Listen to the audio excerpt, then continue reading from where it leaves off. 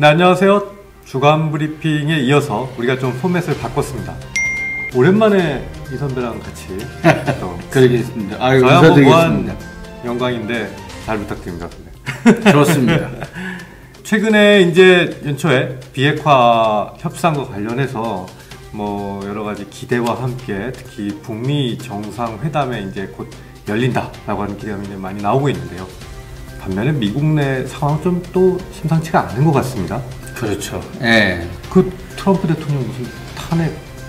그러니까 이 국내 독자들은 아무래도 이제 이 한반도 시각에서 보니까 예. 조만간 있을 이제 트럼프 미국 대통령하고 김정은 북한 국무위원장하고 2차 정상회담, 네. 또 뭐 북미 간의 비핵화 2차 핵 담판 뭐 이런 데 관심이 있는데 사실은 이거 아주 그냥 직접적으로 깊은 관련이 있는 사안이라 할까요? 이것이 트럼프 대통령의 탄핵 가능성입니다. 트럼프 대통령이 아주 근소한 차이로 사실은 전체 표차에서는 힐러리 클린턴 민주당 후보한테 졌는데 독특한 미국의 대통령 선거 제도 때문에 당선이 됐죠. 그러나 그때부터도 러시아와의 연계설, 그 다음에 뭐 말하기도 부끄럽지만 뭐 어떤 여성, 뭐 섹스 스캔들 등등으로 인해서 굉장히 말이 많았어요. 2007년 봄부터 본격적으로 시작돼가지고 쉽게 얘기해서 미국의 검찰은 아니고 수사당국, FBI하고 트럼프하고의 싸움이 사실 그때 시작됐습니다. 그래가지고 근 한 1년 반 또는 그 2년 가까이 되는 시간에 걸쳐서 조만간 트럼프 대통령을 그동안 수사해온 뮬러 특검이 조만간 보고서를 냅니다. 의회에 제출하는 그 보고서 내용에 따라서 트럼프 대통령의 운명이 좌우되는 겁니다. 그러니까 트럼프 대통령으로서는 이 자기 자신의 탄핵 가능성, 목 조여오는 이 상황에서 북한의 김정은 위원장하고의 2차 정상회담, 말하자면 이 자기의 정치적 위기 속에서 뭔가 큰 카드를 던진 셈입니다. 이 이제 김정은하고 2차 정상회담이 말하자면 국내 정치, 국제 외교 이런 거 다 연관되어 있지 않습니까? 트럼프로서는 가장 큰 도박에 지금 들어가는 겁니다. 자칫하면 트럼프가 늪에 빠져가지고 탄핵이 될지 안 될지는 나중에 봐야 되지만 아마 최대 정치적 위기에 빠질 걸로 보입니다. 그래서 최근에 미국 국내 언론 보도를 보면요. 뭐 장난 같은 얘기지만 찌라시 같은 보도에 보면 트럼프가 탄핵됐다. 뭐 이런 막 얘기도 막 돌고 있고. 제가 보니까 모 단체가 이제 뭐 집회하는 과정에서 돌린 모양이에요. 그렇죠. 깜짝 놀랐어요. 언프레지던티드. 그렇죠. 트럼프 언프레지던트. 그거 근데 사실 그 말은 트럼프 본인이 쓴 신조라고. 그렇죠. 예전에 트럼프 대통령이 트위터 많이 하지 않습니까? 트럼프 달인이죠. 그래가지고 이제 중국을 비난하면서 트위터에다가 언프레시던티드. 그러니까 유례 없는 이런 건데 그거를 이제 C를 S로 가끔도 뭐 잘못 쓰기도 하고 재미난 사람이잖아요. 이 트럼프가. 그러니까 트럼프의 말을 빗대가지고 차용해가지고 트럼프를 이제 말하자면 공격하는. 근데 우리가 가짜 뉴스라고 하는 식으로 아주 그냥 그럴듯하게 워싱턴 포스트 신문처럼 만들어서 그렇죠. 그거를 이렇게 돌렸더라고요 보니까. 그래서 이제 이런 얘기 나오고 트럼프의 탄핵 가능성이 몇 프로냐, 뭐 이런 보도들이 지금 막 계속 나오고 있습니다. 이 미국뿐만 아니라 영국에서도 나오고, 뭐 구체적인 보도들이 있는데 어느 신문에 보면은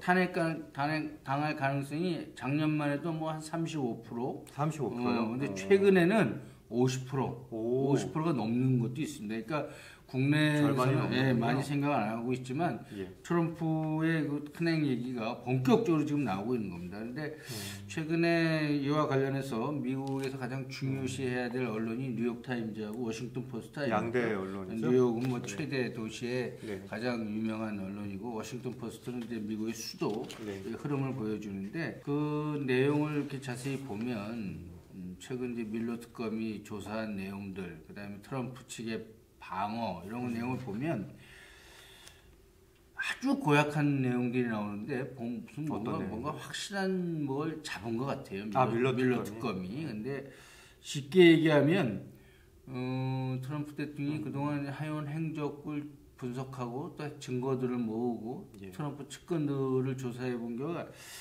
트럼프가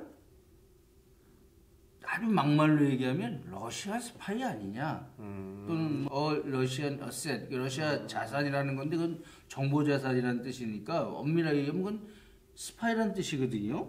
근데 어떤 사람 말로는 트럼프가 자기도 모르게 러시아의 정보 자산 즉 러시아의 그 스파이가 됐다 이런 얘기인데 이건 아마 2003, 4년도 오래전 트럼프가 사업가입니까? 이거 돈 거래하고 뭐 이런 것들이 복잡하게 얽혀 있는데 그런 것들을 다 조사를 했다고 합니다. 이 뮬러 특검은 미국의 주류 사회 특히 말하자면 법 쪽에 뭐 옛날에 FBI 국장도 역임했고요. 예. 트럼프보다도 나이가 많습니다. 44년생인데 트럼프는 46년생이죠. 예. 뮬러 특검이 간단한 사람이 아닌데 이 사람이 아마 그동안에 쭉 조사를 하면서 핵심을 잡았다고 그래요. 그래서 최근에 미국 내에서는 투 블록버스터 스쿱? 그러니까 두 개의 양 대박 특종이다 뭐 이래가지고 트럼프하고 푸틴 러시아 대통령이 무슨 G20 이런 2017년 7월 함부르크에서 열린 G20 정상회담을 하는데 트럼프 그러니까 미국 측 사람들 아무도 못 들어오게 했다는 거예요.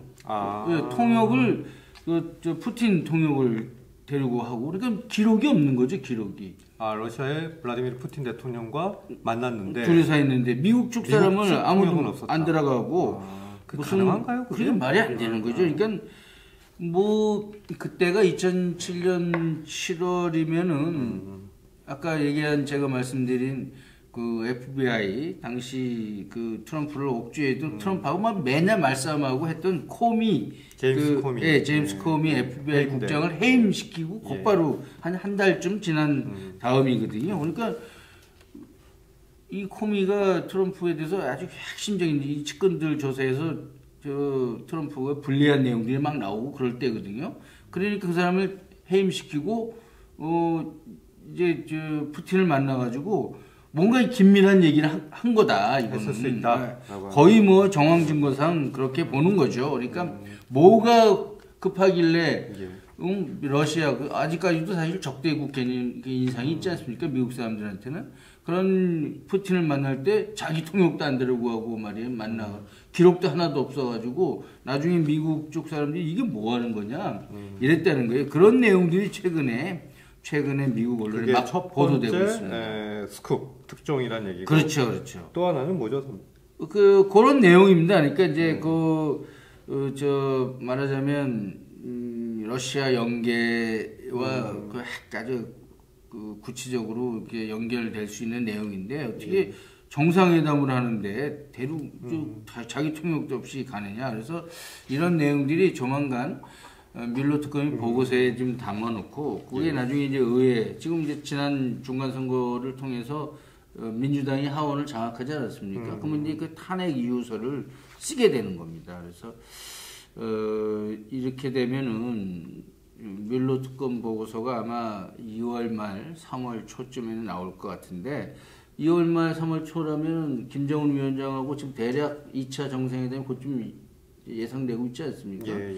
아마 이거 연결돼 가지고 국제사회를 흔드는 두 가지 빅뉴스 트럼프 김정은 회담 그다음에 트럼프에 대한 그 뮬러 특검의 보고서 그러고 나서 탄핵 가능성 이 두 가지가 아마 동시에 부각되는 그런 일이 벌어질 걸로 예상이 됩니다. 상당히 미국의 국내 정치 상황이 우리 한반도의 운명을 좌우하는 북미 간의 어떤 비핵화 협상과 맞물려서 시계 톱니바퀴처럼 맞물려서 돌아갈 수밖에 없는 상황이 전개가 된다 이렇게 볼 수 있죠. 그렇죠. 그러니까 이제 외교 전문가들은 트럼프 대통령이 갑자기 사실 작년 11월 달에 우리 누굽니까 폼페이오가 북한을 간다 만다 뭐 협상한다는데 그 이후로 아무것도 진행이 된 게 없어요. 그렇죠. 사실 작년에 6월 12일 싱가포르에서 1차 트럼프 김정은 정상회담, 역사적인 북미 정상회담이 열렸지만 사실 그 이후로 뭐 비핵화 협상이 진전되는 게 없지 않습니까?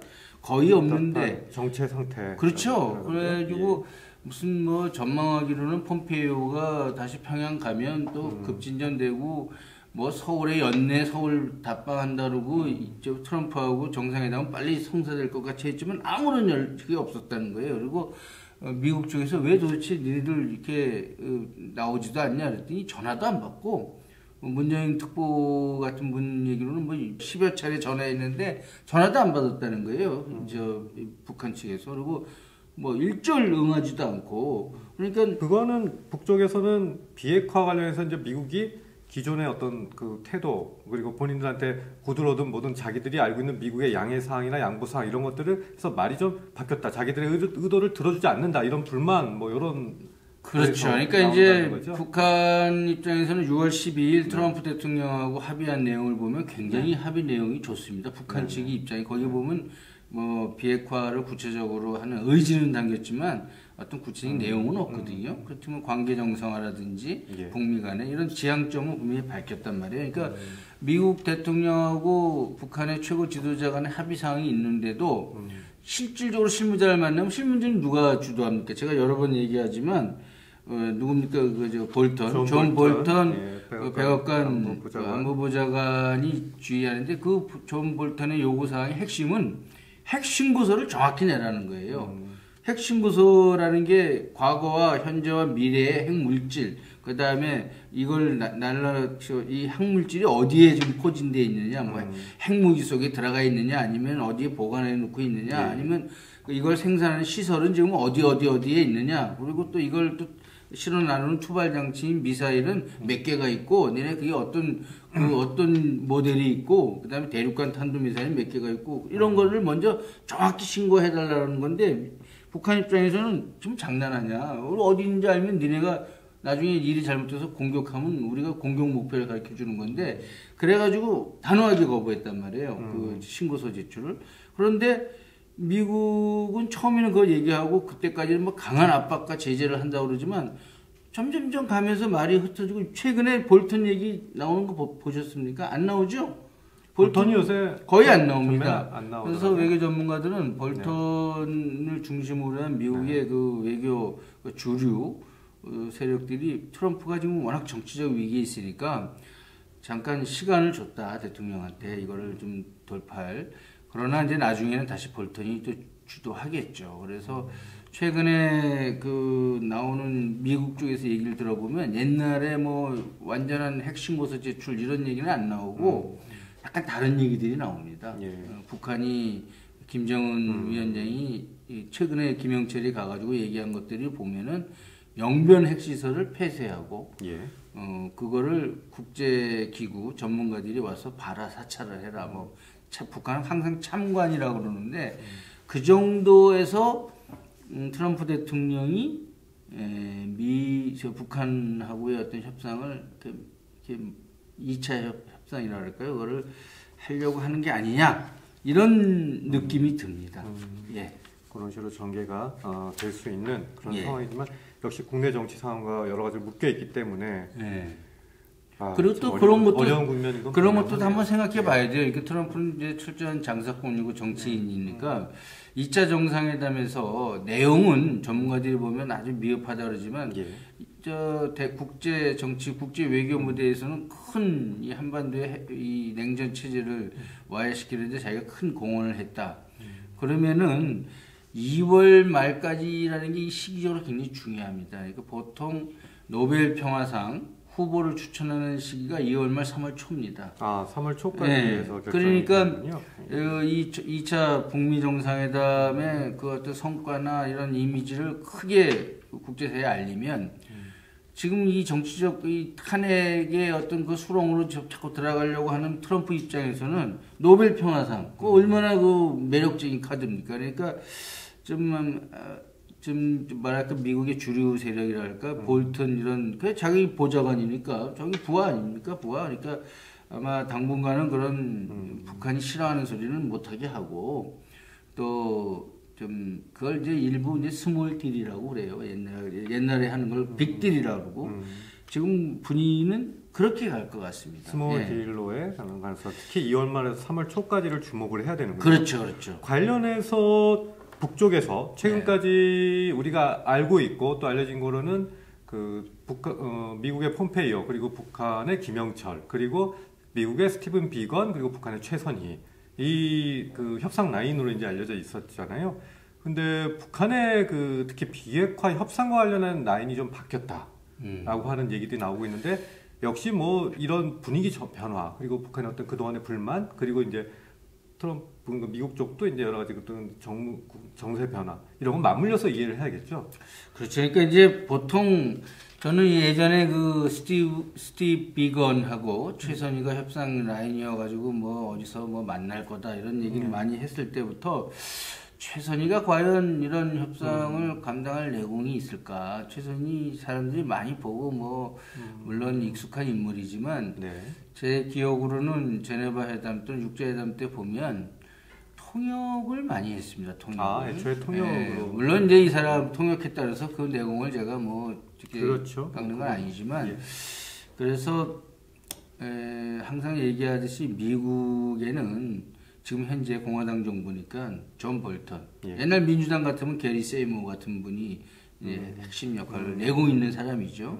물론 이제 학자로서는 해커 박사도 있지만 북한 하면 그래도 여전히 김계관 부상이 그동안의 외교 내공이나 협상 내공으로 보면 아마 김계관 부상이 참여가 있을 겁니다. 그래서 제가 볼 때는 물론 최선희도 김계관 부상이 뭐 그 라인 외무성이니까 하겠지만 북한의 지금 현재 최고 실세라고 그럴까요? 김영철, 북한의 실세라고 하는 이제 김영철 노동당 부위원장 겸 이제 통일전선부장이 이제 전면에 나서는데, 원래 폼페이오가 중앙정보 국장 시절에 그 카운터 파트였어요. 근데 그래가지고 이제 국무장관이 되면서 그러면 누구랑 해야 되냐? 이거는 이제 또 뭐랑 관련이 있냐면 우리 한국의 카운터파트하고도 관련이 있습니다. 원래 이제 김영철, 폼페이오 이렇게 정보 수장의 라인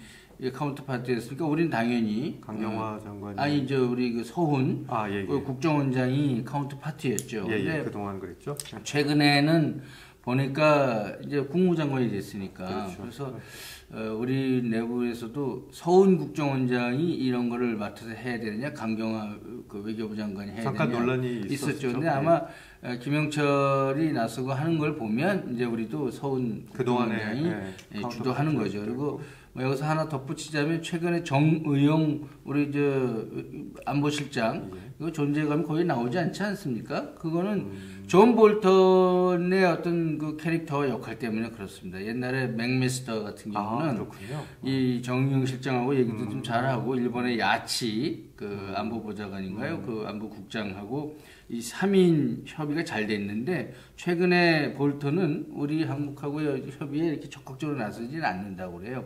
그러다 보니까 정의용 실장의 역할이 많이 좀 축소되고 최근에는 뭐 어디 인사 이동 다른 데로 뭐 이동할 거다, 뭐 경질될 거다 이런 얘기도 나오는 거죠. 경질설까지 나오는 거죠. 그렇죠. 외교가에서는 그렇게 돌고 있습니다. 그렇군요. 그래서 이변에 그 북미 대화의 모습을 드러냈다고 하는 그 김혁철. 그렇죠. 김혁철. 그 스페인 북한 대사. 아마 거기가 이제 김영철 라인으로 그럼.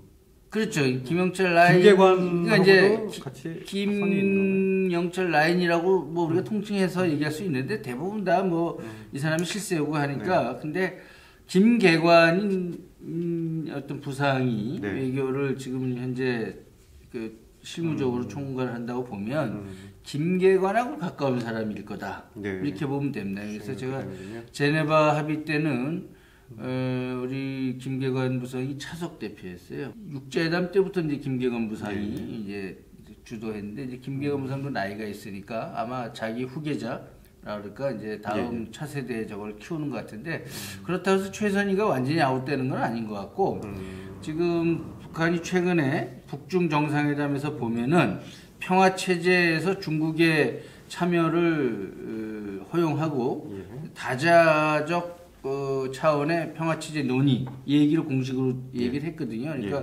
남북, 북미 뭐 이렇게 2+2 정도의 또 평화 체제 논의를 아마 북한이 적극적으로 할 것 같은데 아마 최선희는 그쪽을 좀 맡고 김혁철 전 스페인 대사는 비핵화 부분을 담당하는 게 아닌가. 그렇게 되면 그렇죠. 그렇게 되면은 투 트랙이라고 할 수 있을까요? 뭐 근데 최근에 게리 세이모 제가 항상 내공 있는 민주당 측 전문가를 게리 세이모로 보는데 게리 세이모도 그런 얘기를 하더라고요. 그러니까 김혁철과 최선희의 투 트랙. 그렇지만 아무래도 이제 지금 비핵화 문제가 제일 중요한 현안이니까 네. 김혁철 대사가 앞으로 많이 부상할 것 같습니다. 실제 뭐 과거 이제 군축 업무나 그런 외교 쪽으로 그러한 상당한 경험이 있는 것으로 지금 알려지고 있습니다. 그럴 겁니다. 북미국에서 잔뼈가 굵은 사람일 겁니다. 아마 외교 무대에도 상당히 나오고 이번에 김영철 부위원장이 백악관 갔을 때 그 옆에 앉아가지고 약간 삐딱하게 트럼프를 이렇게 주시하는 그런 모습이 나오지 않습니까? 이게 북한의 외교관 또는 이런 내공 있는 사람을 키우는 과정을 보면 아주 철저합니다. 북한이 외교로 이 생존을 도모하는 나라이기 때문에 아주 실무자 때부터 아주 철저히 가르쳐가지고 보통 뭐랄까 이 내공이 있는 전문가를 키워내는 게 아닙니다. 한 번 맡으면 수십 년 하니까요. 북한은. 예. 뭐 외무성 안에 어떤 경쟁 그 경험을 통한 어떤 경쟁력 바뀌질 않으니까요. 기본적으로. 예. 그리고 큰 틀에서 그 외교의 어떤 여러분을 계속 가져가기 때문에 북한은 뭐 그 부분만큼은 뭐 사실 그 북한의 그렇죠. 외교가 북한을 이끌고 간다라고 해도 과언이 아니죠. 여러 가지. 뭐 아무튼 그 외교에 상당한 저 내용들이 쌓여 있습니다. 예. 네. 우리도 참 외교를 잘해야 되는데 계속 비판은 많고 지금 여러 가지 걱정이 많이 됩니다. 지금 우리 외교부는 좀 실종 상태 아닙니까? 아, 참 이 외교를 그동안 그 외교부를 엄청 출입하고 모든 많은 부분들을 꿰뚫고 계신 선배 이런 말씀하시니까 더 걱정이 됩니다. 뭐 실제로 외교관들이 이렇게 역할을 좀 못하고 있는 건 사실인 것 같습니다. 그 좀 힘을 내야 될 것 같아요. 그래도 대한민국 외교관이면 가장 애국심도 투철하고 또 국가관이라든가 그리고 또 전문성 모든 면에서 많은 국가의 역할을 해야 되는 분들이지 않습니까? 힘내시라고 이번 우리 방송 통해서 다시 한번 힘내라고 말씀을 드리고 힘을 내야죠. 자, 외교부 힘내십시오. 지금 하나 또 꼭 짚고 넘어가야 될 게 그럼 북미 간에 어느 수준의 지금 비핵화 협의가 진행되고 있느냐. 아까 제가 스몰 딜이라고 중요한 문제입니다. 얘기하고 있는데 작년 가을만 해도 존 볼턴이 강력하게 주장했던 정확한 핵 신고서 제출. 이건 아마 북한의 거부로 일단은 유보 또는 연기된 것 같습니다. 그래서 어느 정도 그 전 단계로 흔히 얘기하는 게 동결이라는 얘기를 많이 합니다. 일단 스톱, 프리징. 지금 현재 하고 있는 거 스톱해라. 지금도 계속 핵시설이 돌아가면서 핵물질이 생산되니까, 강화되니까. 그래서 핵과 미사일의 동결 뭐 이런 수준의 얘기가 지금 나오는 것 같고요.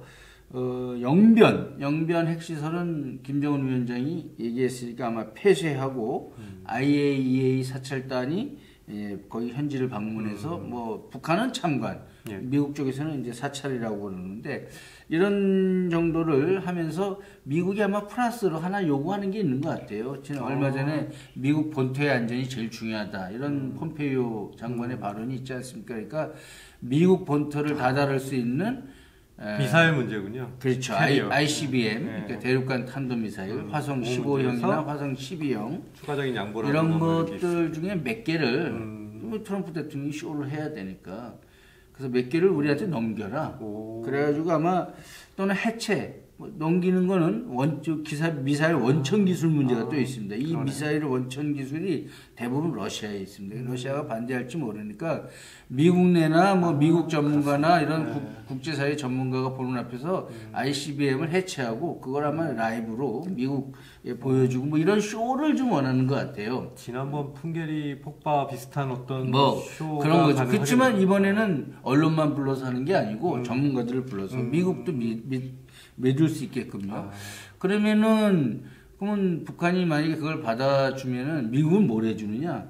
제가 볼 때는 북한이 그동안 요구해온 제재 부분에서 보통 사람들이 제재를 해제를 해준다든지 일부를 완화해준다, 뭐 뭐 일부를 해제해준다 이런 표현을 쓰는데 그거는 현실적으로 어렵습니다. 미국의 2016년, 2017년 그 통과된 미국의 그 법을 보면 이런 제재를 해제해 줄 때는 미국 의회 승인을 받아야 됩니다. 근데 지금 민주당이 장악하는데 누가 승인해 주겠습니까? 그렇지만 제재 내용에 그 자세히 보면 웨이버링 조항이 있어요. 그러니까 예외 조항. 그 예외 조항을 폭넓게 적용해 주는 겁니다. 그러니까 예를 들어서 우리 한국 정부 남북 관계에서 굉장히 중요한 게 지금 금강산, 개성공단, 그 다음에 뭐 철도 연결, 또 뭐가 있을까요? 뭐 러시아도 원하고 있는 게 아마 이 파이프라인 연결 뭐 이런 게 있을 거예요.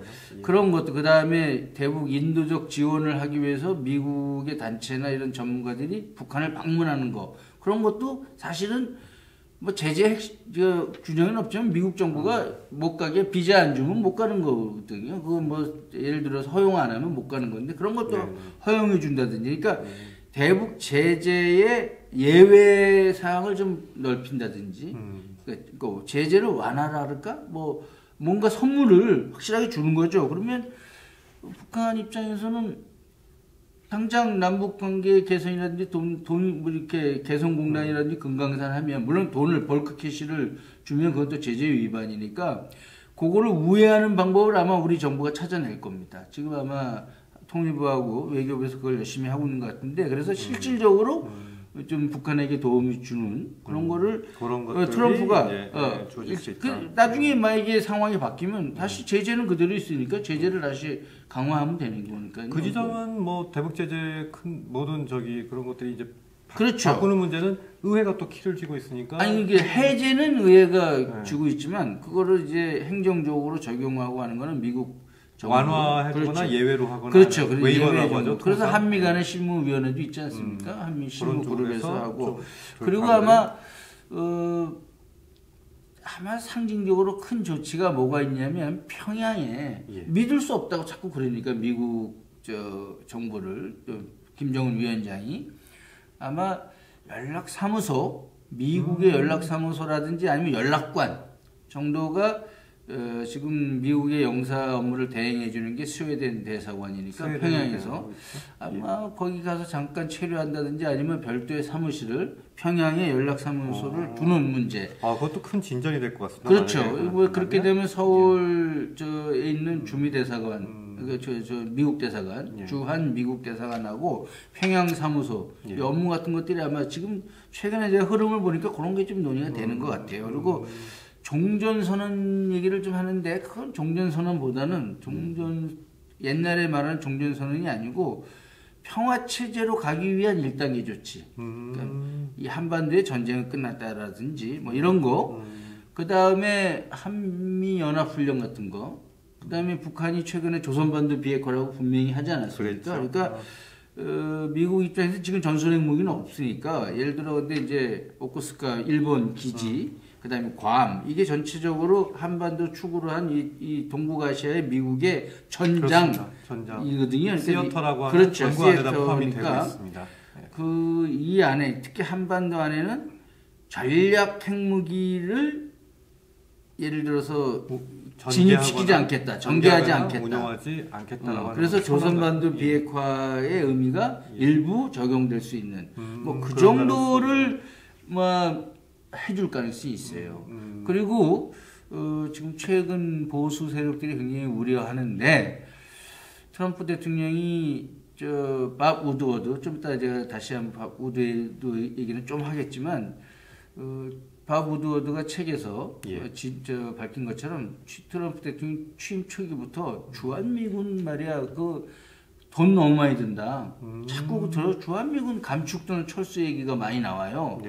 그것도 얘기가 나올 가능성을 배제할 수 없습니다. 지금 분위기상. 이 부분은 트럼프 대통령이 또 꽂혀 있는 부분인 것 같아요. 그 정도가 되면 그게 이제 스몰 딜이라고 지금 말은 스몰 딜이라고 그러는데 막상 그런 협상이 돼가지고 세상에 공개되면 관심은 아마 크게 될 겁니다. 이게 평양에 연락사무소 하나만 설치한다는 논의만 해도 사실 일면 토반입니까? 일면 토. 그런데 이제 존 볼턴이라든지 미국의 주류, 그다음에 이쪽에서 주의시가 지배하고 있는 그쪽에서 보면은 성이 안 차겠죠. 그러니까 지금 쉽게 얘기하면 탄핵 위기에 빠진 이 트럼프 대통령이 그만큼 다급한 겁니다. 지금 자세히 보십시오. 지금 트럼프 김영철 만나고 트럼프는 아주 좋은 저거 뭐 저 2차 정상회담이 어디서 정해졌는데 뭐 옛날 같으면 트윗에 벌써 올리지 않았습니까? 근데 올리지도 않고 조용히 김정은의 처분만 기다리고 있잖아요. 그러니까 지금 분위기가 키를 김정은 위원장이 단기적으로는 쥐고 있는 것 같다. 이런 생각을 할 수가 있습니다. 그리고 그런 협상도 영변을 카드로 한 김정은의 협상 전술이 먹힐 가능성이 좀 있다. 그렇게 봐야 될 것 같습니다. 좀 전에 밥 우드워드 신간 말씀하셨는데 그런 책을 또 언제 읽으셨어요? 작년에 나왔죠. 작년에 나왔는데 공부 너무 많이 하시네요. 밥 우드워드 근데 이제 우리가 워터게이트 닉슨을 이제 결국 워터게이트 장본인이죠? 네, 그때 초년 기자 시절에 그걸 해가지고 결국은 대통령을 사임케 했는데 그때 탄핵 위기로 갔죠. 그래가지고 워터게이트가 작년에 fear 분노 백악관의 트럼프인가 아마 그럴 겁니다. 그러니까 그만큼 이 트럼프가 있는 미국 이 자체가 분노 공포라는 거예요. 공포 백악관의 트럼프 공포 맞습니다. fear 뭐 화이트하우스 트럼프 화이트하우스 그렇지, 뭐 그런 그렇죠. 게 되겠네요. 그러니까 트럼프인 화이트하우스 이게 되겠죠. 그러니까 트럼프가 그만큼 예측 불가능하고 아주 막 불안정하고 막 즉흥적이고 막 그래가지고 뭐 한미 FTA도 막 뭐라 그럴까 폐기해라. 거기 보면 그런 내용이 있어요. 저 트럼프 측근이 경제 고문인가 누가 그 트럼프 방에 가서 봤더니 책상 위에 한미 FTA 폐기해라 뭐 이런 내용이 있어가지고 자기가 이거 뭐야 이러고 그냥 숨겼다는 거예요. 그래서 트럼프가 잊어먹고 있다가 뭐 나중에 결국 한미 FTA 손 보지 않았습니까? 그 숨긴 분은 한국 스파이 아닙니까? 그러게 말이에요. 뭐 그런 일이 거기에 있고 주한미군 감축 얘기는 진작에 합니다. 그리고 저 한국에 왔을 때 우리 문재인 대통령하고 판문점에서 만나려고 해가지고 문재인 대통령은 판문점에 미리 가 있지 않았습니까? 근데 트럼프가 가다가 헬기 타고 가다가 지상 여권상 돌아왔다는 거예요. 근데 트럼프 대통령이 돌아오면서 한국의 그 마철로 이 큰 빌딩들 많고 막 이러니까 이거 전부 우리 미국이 지켜줘가지고 말이야 이렇게 번영하고 있는데 이게 뭐냐 말이야 우리 그래서 거기서도 이렇게 지금 방위비 분담이 지금 세게 나왔잖아요. 만나자마자 돈 얘기한다는 거예요. 기승전머니입니다. 기승전머니. 이번에 그 아르헨티나에서 열린 그 한미 정상회담 30분 동안 한 거 그거 앉아서 돈 얘기만 했대요. 트럼프가. 지금 이제 10억 불 얘기하는데 1 빌리언 달러. 그때 아마 12억 불. 더블 내라 더블 지금 내는 거예요. 2배 내라고 그랬다는 거예요. 이렇게 조절이 돼가지고 지금 한미 간에 갈등이 있는데 그런 상태예요. 그러니까 밥 우드워드가 쓴 책에 그런 내용이 있는데 그만큼 트럼프는 예측 불허한 겁니다. 이거는 앞으로 잘 봐야 됩니다. 예를 들어서 2차 정상회담 때까지는 자기가 탄핵 위기에 몰리고 하니까 트럼프가 이렇게 했지만 예를 들어 미국 내 상황이 좀 호전되고 이제 밀러 특검 이런 데서 이제 민주공화당의 싸움이 이제 앞으로 본격화될 건데 만약에 트럼프가 생각하는 것보다 잘 풀리거나 자기 정치적 입지가 아니면 진짜 정치적 입지가 약화돼가지고 하면은 미국 대통령은 외부에 적을 하나 칠 수가 있습니다. 지금 일부에서는 예멘이 될 거냐, 이란이 될 거냐, 뭐 이런 얘기 나오는데 그 밥 우드워드 그 책에도 보면 취임 초기에 북한을 치라고 그랬다는 거 아니에요? 뭐 그런 에피소드가 소개가. 그러면 트럼프 머릿속에는 북한도 그 대상이 될 수 있는 겁니다. 그러니까 지금은 김정은하고 협상을 애걸복걸하지만 상황이 바뀌어가지고 자기가 저거 하면 한반도에 어떤 선택을 할지 모르는 겁니다. 이 트럼프가 그래서 무서운 겁니다.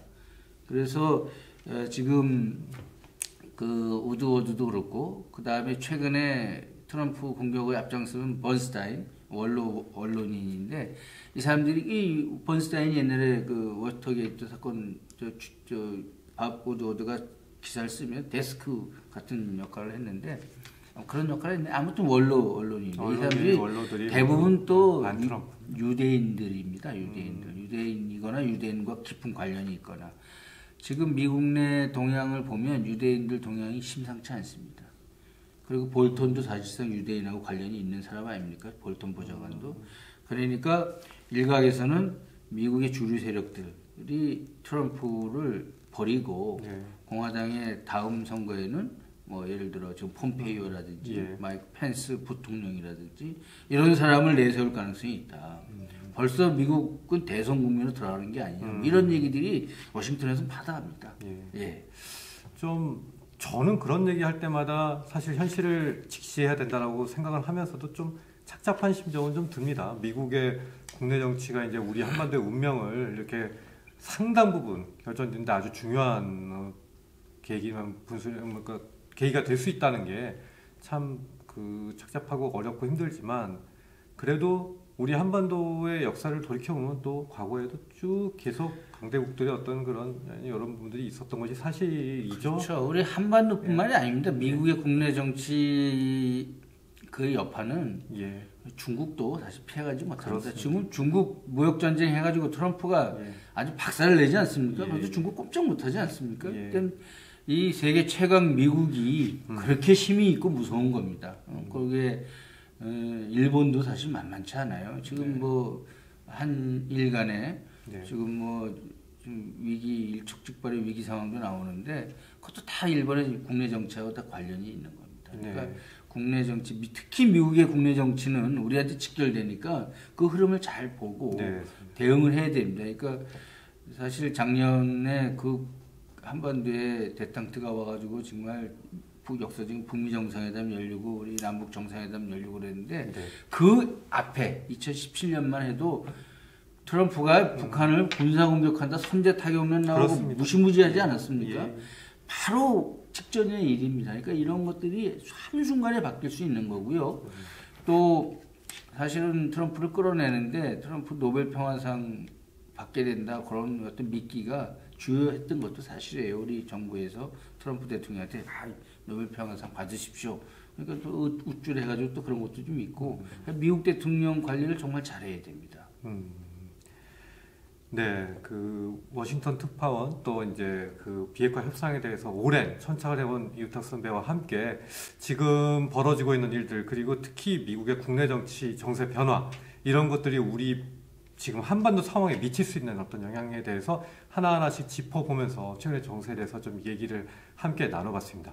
저 말씀하신 대로 어떻게 뭐 이게 도움이 됐습니까? 이해하는데? 저는 도움이 많이 되지만 이걸 중요한 건 제가 도움이 되는 게 중요한 게 아닙니다. 시청자들이 즐거워해야죠. 그리고 도움이 된다라고 해야죠. 여러분 어떻게 보셨어요? 좀 장황하게 저희가 얘기를 했을 수도 있는데 그렇죠. 이 부분 너무 기네요. 그죠? 길기도 하고 한데 딱 한마디로 요약을 하면 이런 국제정치 정세 변화 특히 미국의 이런 상황에 대해서 우리가 좀 더 관심을 갖고 그걸 또 우리의 문제로 보면서 여러분들도 한번 생각을 해보시는 게 필요할 때가 아닌가 싶습니다. 한일 문제도 마찬가지고요.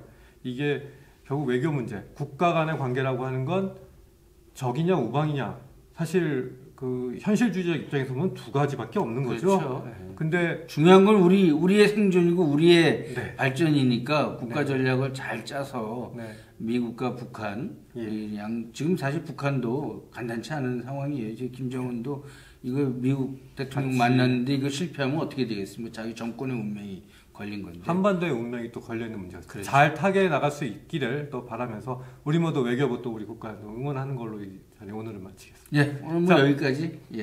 자, 화이팅입니다.